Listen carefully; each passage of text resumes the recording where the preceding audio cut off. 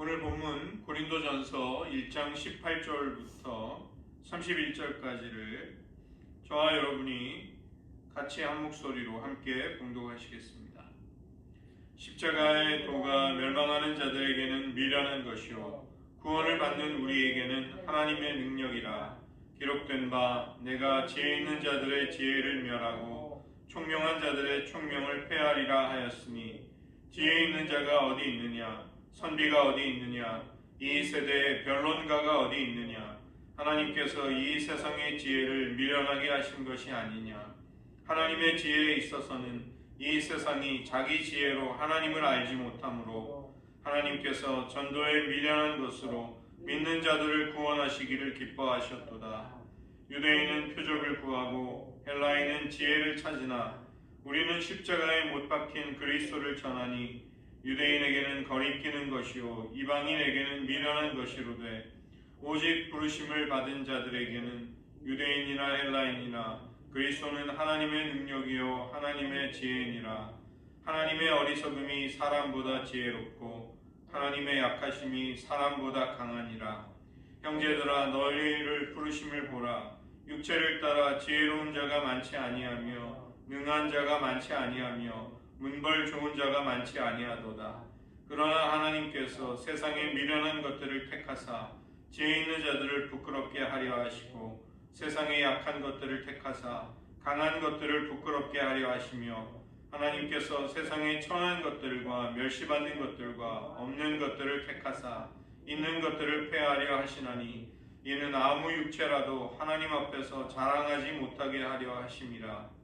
너희는 하나님으로부터 나서 그리스도 예수 안에 있고 예수는 하나님으로부터 나와서 우리에게 지혜와 의로움과 거룩함과 구원함이 되셨으니 기록된 바 자랑하는 자는 주 안에서 자랑하라 함과 같게 하려 함이라.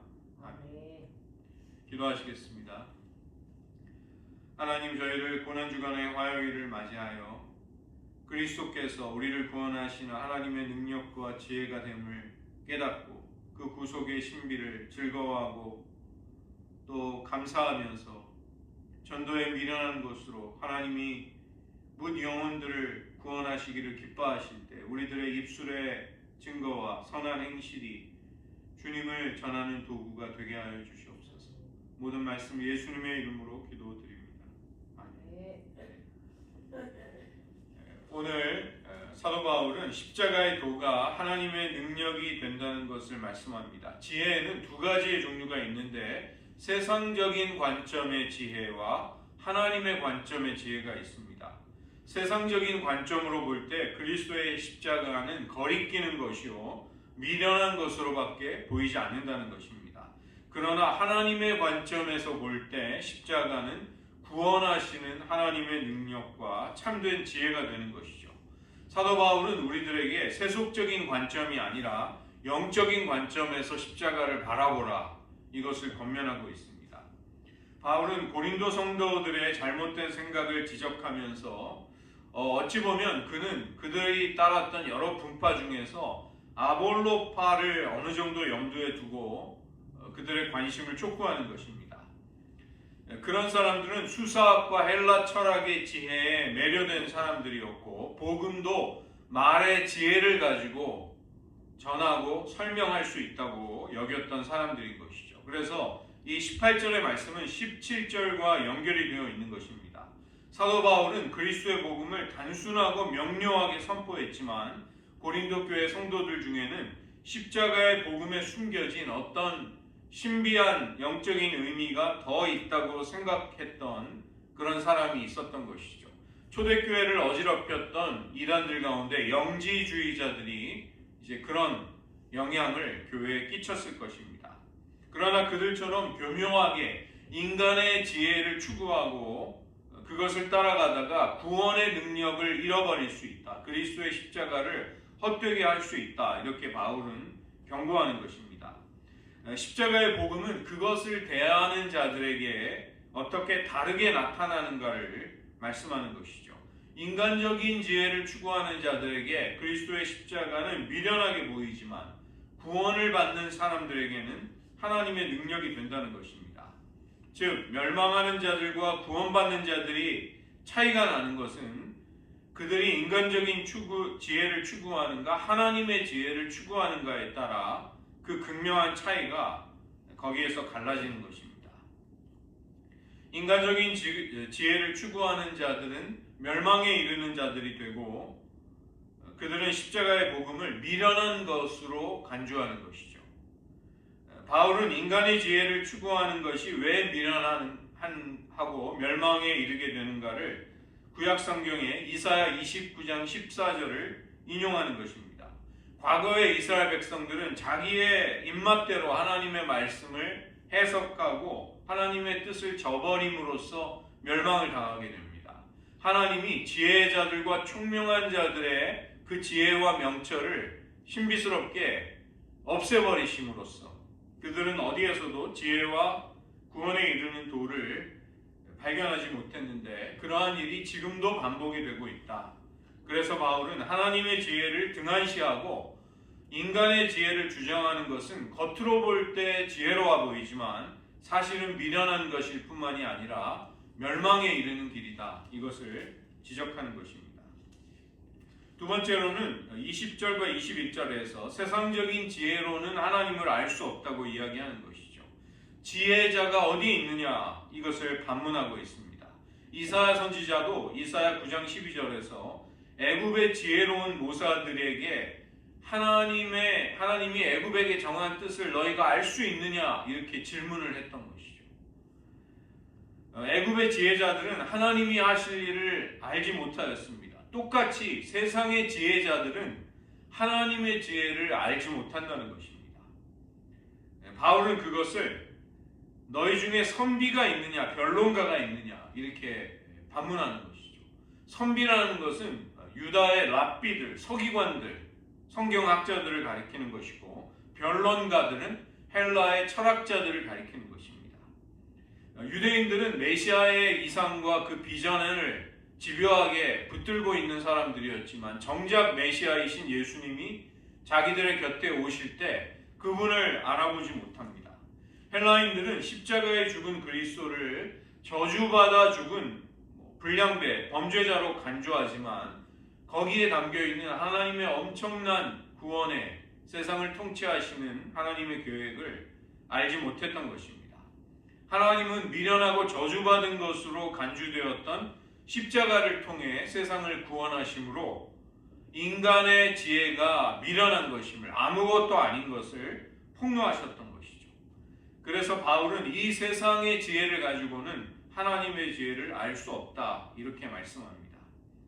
하나님의 지혜는 인간의 지혜로 파악을 하는 것이 아니라 오직 하나님이 계시하신 복음을 통해서 우리는 그 지혜를 알 수 있게 됩니다. 그래서 우리가 하나님의 지혜에 참여할 수 있는 길은 그리스도의 복음을 받아들이는 것, 그것이 유일한 길이 되는 것이죠. 세상은 자기의 지혜로 무언가 대단한 것을 찾아냈다고 하나님을 알 수 있다고 주장을 하지만 그것은 헛된 구호이고 또 우상에 불과한 것입니다. 세 번째로 22절부터 25절에서 십자가가 하나님의 능력과 지혜가 된다는 것을 말씀하는 것이죠. 유대인들은 표적을 구했는데 표적은 하나님이 역사 속에서 베푸시는 그분의 능력을 가리키는 것입니다. 유대인들은 그들이 간절히 믿고 기다렸던 메시아가 능력과 영광으로 오셔서 원수들을 멸망시키고 유대인을 세상 가운데 높여주는 그런 나라를 세워주시기를 기대했던 것이죠.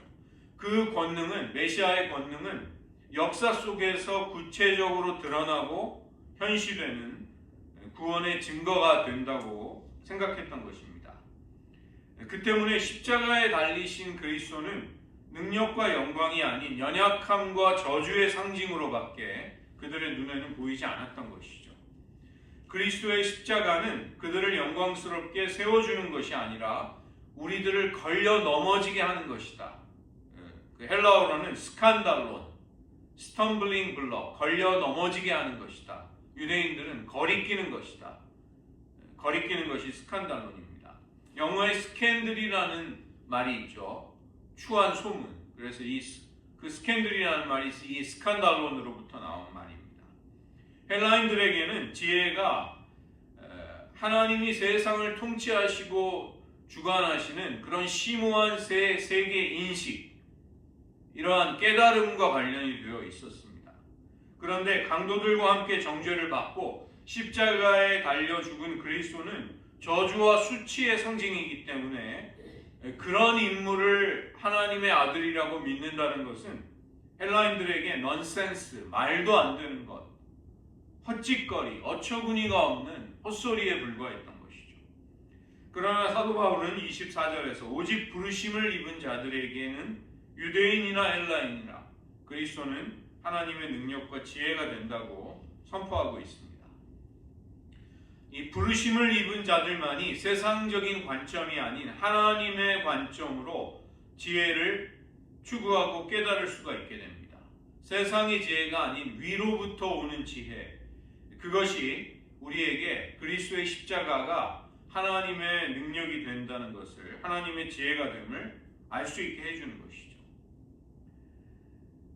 세상 사람들은 십자가를 저주와 실패의 상징으로 여기지만 하나님의 지혜를 받은 사람들에게는 십자가가 승리와 영광이라는 것을 알게 해주는 것입니다. 하나님은 세상에서 자신의 강함을, 지혜로움을 자랑하던 교만한 자들을 심판하시지만 십자가에 달리신 그리스도께서 우리의 죄를 담당하시고 죽으셨음을 믿고 받아들이는 겸손한 자들에게는 바로 그 십자가를 통해 구원을 베풀어 주시는 것이죠. 네 번째로 바울은 30절로 32절에서 그리스도 안에 있는 너희 자신을 자랑하라고 말씀합니다. 26절에서 너희 자신을 돌아보라. 세상적인 지혜로 하나님의 부르심을 받을 수 없다는 것을 너희들의 생생한 현실을 통해, 실제 모습을 통해 그것을 확인할 수 있다, 이렇게 말하는 것입니다. 형제들아, 너희를 부르심을 생각해보라. 어떤 상태에 있을 때 너희가 하나님의 부르심을 받았는가? 고린도 교회 성도들 중에는 세상적으로 지혜 있고 능력 있고 좋은 가문 출신들이 많지 않았습니다.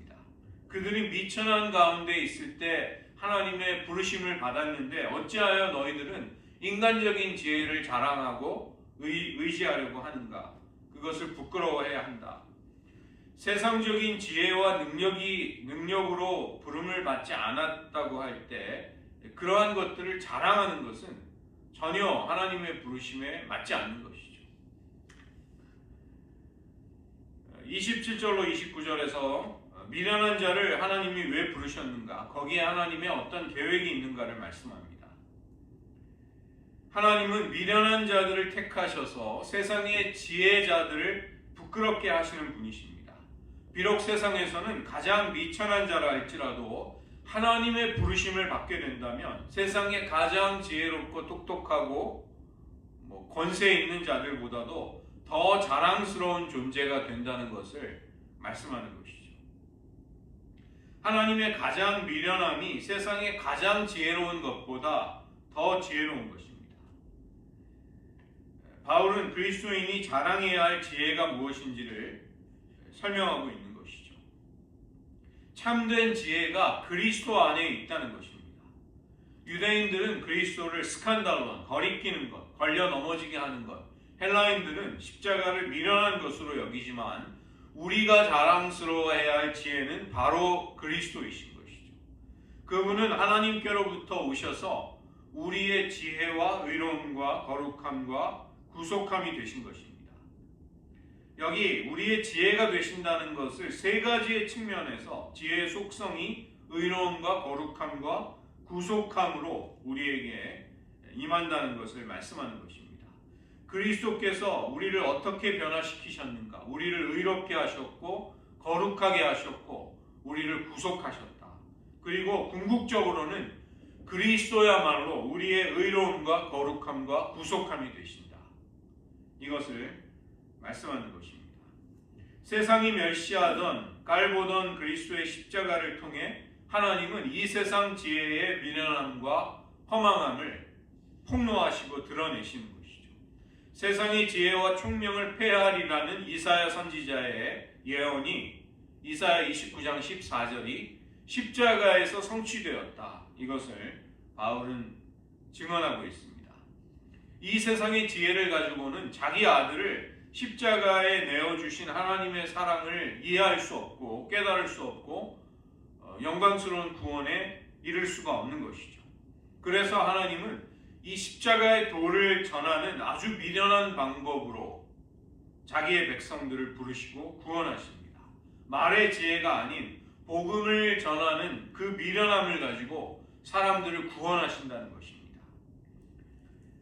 세상이 약하고 미련하다고 천대하던 자들을 존귀한 자녀로 만들어 주십니다. 그리고 그런 하나님의 역전, 하나님이 세상의 모든 질서를 역전시키시는 것을 통해 인간의 모든 자랑을 부끄럽게 하시는 것이죠. 조건이 없는 부르심을 통해서 이 세상이 정해놓은 기준들, 학벌과 재력과 문벌과 권력, 혈통, 가문, 이러한 모든 질서를 하나님은 깨뜨리시고 그 질서를 뒤집어 엎어버리시는 분이시죠. 강함을 추구하는 세상의 방식이 아니라 십자가라는 약함의 역설을 통해서 죄인을 구원하시고 영광을 드러내십니다. 그렇기 때문에 성도의 믿음이라는 것은 바로 이런 하나님의 방식을 따르고 수용하는 것입니다. 은혜로 우리를 부르신 하나님 앞에 세상의 그 어떤 자격, 자랑, 이것은 가당치가 않은 것입니다. 어떤 자랑도 하나님 앞에 내세울 수 없는 것이죠. 우리를 부르심의 은혜를 기억할 때 질시와 시기 질투, 경쟁, 이 모든 것들은 사라지고 감사와 평화가 깃들게 됩니다. 메시아에게서 출애굽을 능가하는 기적과 권능을 기대했던 유대인들, 그들에게 십자가에 달린 예수님은 저주를 당한 패배자에 불과했습니다. 지혜를 추구했던 헬라인들에게 십자가에 달리신 예수님은 미련하고 무모하고 우스꽝스러운 사람에 불과했던 것이죠. 그러나 오로지 자신의 능력과 지혜에 대해 철저하게 절망한 사람, 자기 자신에 대한 어떠한 소망도 포기한 사람들에게 십자가는 하나님의 구원의 능력과 지혜로 다가오게 되는 것입니다. 이처럼 인간적인 강함을, 지혜를 부끄럽게 하는 것이 십자가인 것이죠. 내 자랑이 바뀌고 내 주인이 바뀌고 내가 변화되고 나와 하나님과의 관계가 변화되는 것, 이것이 바로 구원인 것입니다. 그래서 우리가 날마다 주님과 교제하고 십자가의 길을 뒤따라 걸을 때 이 하나님과의 사귐과 관계는 깊어지고 풍성해지게 되는 것이죠. 십자가의 이 연약함과 미련함은 복음의 외양, 복음의 겉모습이기도 하지만 실상은 인간의 지혜와 능력의 한계를 드러내고 폭로하는, 그것이 아무것도 아님을 나타내시는 하나님의 방법이었던 것입니다. 자기 자신의 지혜와 능력에 철저히 절망한 이들, 자기를 부인하게 된 이들에게 십자가는 구원의 능력과 지혜가 되는 것입니다. 돈과 지식과 지혜와 권력으로 확보하는 세상의 힘이 아니라 세상에게 자기가 구원하기를 원하시는 세상으로부터 짓밟히고 피를 흘리신 십자가의 그리스도의 십자가의 약함 속에서 나타나는 사랑과 순종, 그것이 사랑의 혁명을 일으키는 하나님의 방법이었던 것이죠. 자기 힘으로 충분히 구원을 받을 수 있다고 생각하는 자들이 아니라 약하고 미련하고 천대받던 이들, 아무런 소망이 없고 하나님만을 바라볼 수 없었던 이들, 그들을 자녀로 부르셨던 것입니다. 없는 것이나 마찬가지로 취급받던 이들이 그리스도 안에서 존귀해지게 됩니다. 자기 힘으로 또 영원히 존재할 수 있다고 생각하던 이들을 없는 것처럼 만드시는 것이죠. 그래서 우리는 그런 구원을 자랑하고 기뻐할 수 있는 것입니다. 그러나 우리 자신을 자랑할 수는 없는 것이죠. 그리스도의 십자가는 세상이 부끄럽게 여기는 사건이었지만 실상은 세상을 부끄럽게 만드는 하나님의 사건이었던 것입니다.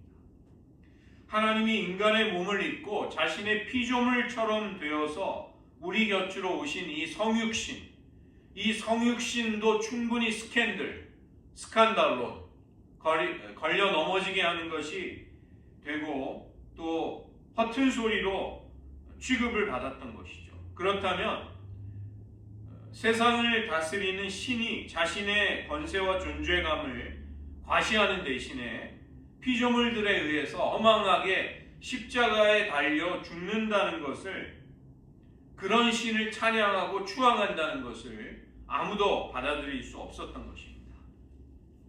그런 신의 죽음이 바로 그 당시에 가장 수치스러운 무기력한 죽음이었던 십자가를 통해 드러난다는 것, 그것을 믿을 수 있는 사람이 없었다는 것이죠. 그러나 사도 바울은 고린도 교회 성도들을 향해서 십자가는 부끄러운 것이 아니다, 도리어 세상을 부끄럽게 하는 것이다, 이렇게 반박하고 있습니다. 바울의 복음을 들었을 때 유대인들은 메시아가 자신의 혈통에서 나온 것을 자랑스럽게 여겼습니다.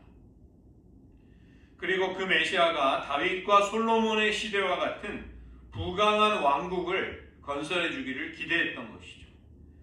그래서 그토록 고대했던 메시아가 고작 십자가에 달려 죽었다는 것을 수용하기가 어려웠던 것입니다.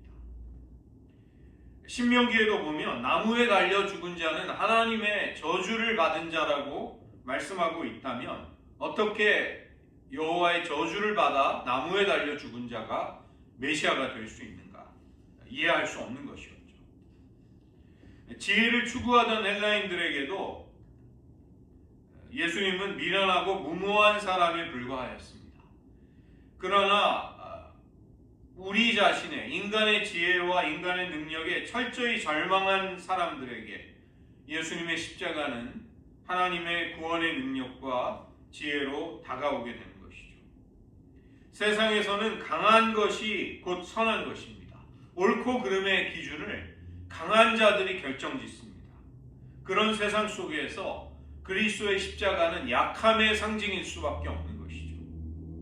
약한 자가 구원자가 절대로 될 수 없고 더구나 온 세상의 통치자는 절대로 될 수 없는 것입니다. 그 때문에 그리스도의 십자가를 통해 구원하시는 하나님의 방법은 세상의 지혜와 총명을 폐하시고 미련하게 만드시는 하나님의 역사가 되는 것입니다. 우리가 힘을 통해서 많은 것을 얻을 수 있지만 사랑과 헌신과 자발적인 경배를 이끌어낼 수 없습니다. 진실된 교제와 신뢰를 힘으로 만들어낼 수 없는 것이죠. 하나님이 구원을 이루시는 방법은 하나님의 아들이 십자가에서 죽는 것이었기 때문에 세상의 어느 누구도 나의 힘으로 구원을 이루었다, 내가 구원을 성취하는데 충분한 기여를 했다, 이렇게 말할 수 있는 사람은 없는 것입니다.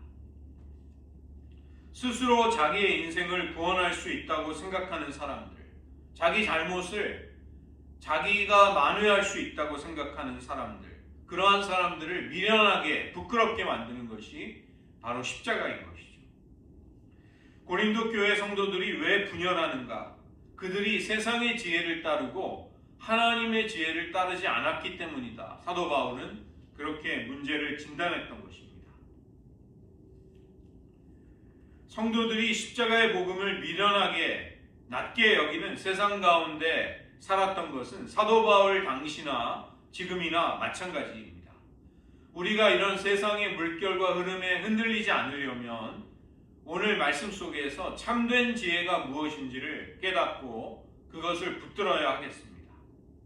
십자가는 최악의 사형 방법이었던 것이죠. 그래서 그런 십자가에 달려 돌아가신 예수님을 구주로 믿으라는 전도, 복음 전도는 유대인과 헬라인들에게 납득하지 못할 것이었습니다. 세상의 기준으로 볼 때 가장 비천하게 예수님은 삶을 마무리하셨습니다. 그러나 그 십자가를 통해 예수님은 실상은 죄인들의 죄값을 치르고 계셨던 것입니다. 세상의 지혜는 사람들을 구원으로 이끌지 못하고 삶을 고결하게 만들 수 없습니다. 세상의 학문과 지혜로는 영원한 생명을 찾을 수 없는 것입니다. 왜냐하면 죄의 문제를 해결할 수 없기 때문이죠. 반면에 십자가의 복음은 단순하고 미련해 보이지만 죄를 영원히 해결하고 우리를 영생에 이르도록 하는 참된 지혜인 것입니다. 사람들은 지금도 여전히 눈에 보이는 증거들을 찾습니다. 머리로 이해할 수 있는 지혜를 구하는 것입니다. 그러나 실상은 이 두 가지 모두가 다 십자가의 복음 안에 들어있고 녹아있는 것이죠. 그럼에도 사람들이 참된 지혜와 표적을 십자가로부터 찾지 못하는 것은 세상의 관점을 가지고 접근하기 때문입니다. 우리가 우리 자신을 내려놓고 하나님을 바라볼 수 있게 될 때 우리는 복음의 영광에 눈을 뜨게 되는 것이죠. 바울은 고린도의 성도들이 이런 세상의 관점을 내려놓고 십자가에 담겨있는 참된 지혜를 잘 받아들이기를 원하며 이 고린도 전서를 썼던 것입니다. 세상의 지혜를 쫓을 때 파당을 만들며 서로 갈등하고 분열하는 문제가 해결될 수 있기 때문입니다. 십자가의 복음은 우리를 구원하는 능력일 뿐만이 아니라 그리스도 안에서 성도들을 하나로 만드는 능력이 되는 것이죠. 세상의 영향력은 여전히 우리들 가운데 크게 다가옵니다. 우리가 여기에 패배하거나 휘둘리지 않으려면 십자가만을 견고히 붙들어야 하겠습니다. 하나님의 가장 어리석은 것이 인간의 가장 지혜로움보다 더 지혜로운 것이죠. 하나님의 가장 연약함이 어떤 인간의 강함보다도 강한 것입니다. 신학자였던 폴 틸리히는 하나님을 무엇보다 더 강하거나 지혜롭거나 위대한 분이시다, 그렇게도 언급하지 말라고 말씀합니다. 하나님은 비교의 대상에 둘 수 있는 분이 아니라는 것입니다. 누가 그분과 같은가? 아무도 그분과 같을 수 없다는 것이죠.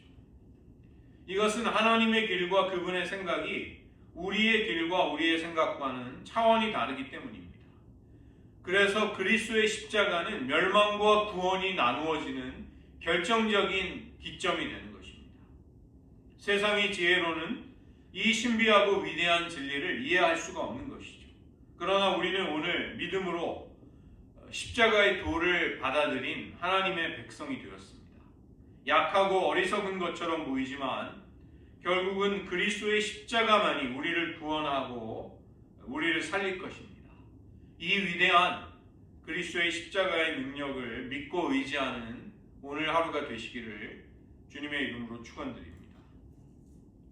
저희들 말씀을 의지해서 기도할 때 오늘 사도 바울이 선포했던 십자가의 복음과 동일한 진리를 선포했던 예레미야 선지자의 선포를 먼저 인용해 드리겠습니다. 예레미야 9장 23절로 24절입니다. 여호와께서 이와 같이 말씀하시되 지혜로운 자는 그의 지혜를 자랑하지 말라.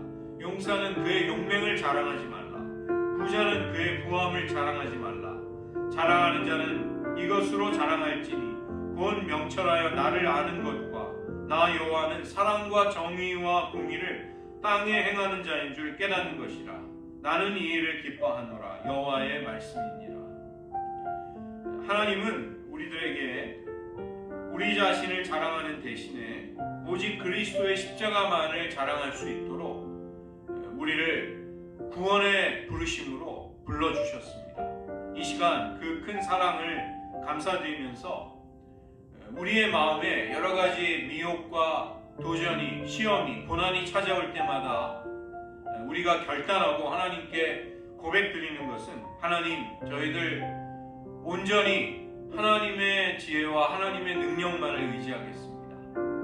하나님은 십자가의 약함과 미련함처럼 보이는 그 구속의 신비를 통해서 우리들을 구원하셨습니다. 세상에 교만하고 강한 자들을 부끄럽게 하시고 세상 사람들이 스스로 뽐내며 스스로의 문제를 해결할 수 있다고 생각하는 모든 지혜와 명철을 아무것도 아닌 것으로 드러낸 것입니다. 저희를 이런 십자가의 도가 하나님의 구원의 능력과 지혜가 됨을 온 마음을 다해 기뻐하고 감사하고 또 받아들이면서 그런 십자가의 능력만을 붙들게 해달라고 이 시간 잠시 기도하겠습니다.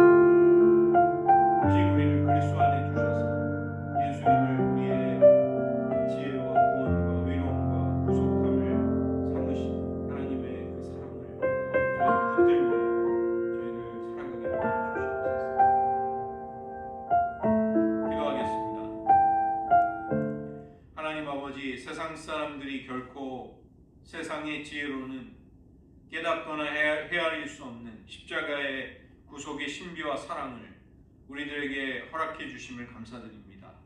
하나님, 비천하고 연약하고 우리들의 죄의 문제, 우리들의 어두움에 삼켜져 있던 우리들을 사랑하셔서 그리스도를 보내주시고 우리들을 그리스도 안에 두심으로써 예수님께서 우리의 지혜와 의로움과 또 구속함과 거룩함이 되게 하신 하나님의 그 놀라운 사랑을 십자가의 복음 속에 저희들 깨닫고 감사와 찬양을 드립니다. 저희들 세상의 지혜와 세상의 능력을 두려워하지도 말게 하시고 동경하거나 부러워하지도 말게 하시고 오직 하나님의 지혜와 하나님의 능력만을 의지하여서 십자가 붙들고 주님을 뒤따를 수 있게 하시고 또 우리들이 전도에 미련한 것으로 우리들의 입술로 우리들의 삶으로 선포하고 또 알리는 그리스도의 복음이 하나님이 사랑하시는 많은 영혼들을 뭇 영혼들을 구원하는 그 은혜의 역사 속에 저희들의 삶이 오늘도 쓰임받게 하여 주시옵소서. 모든 말씀 예수님의 이름으로 기도드립니다.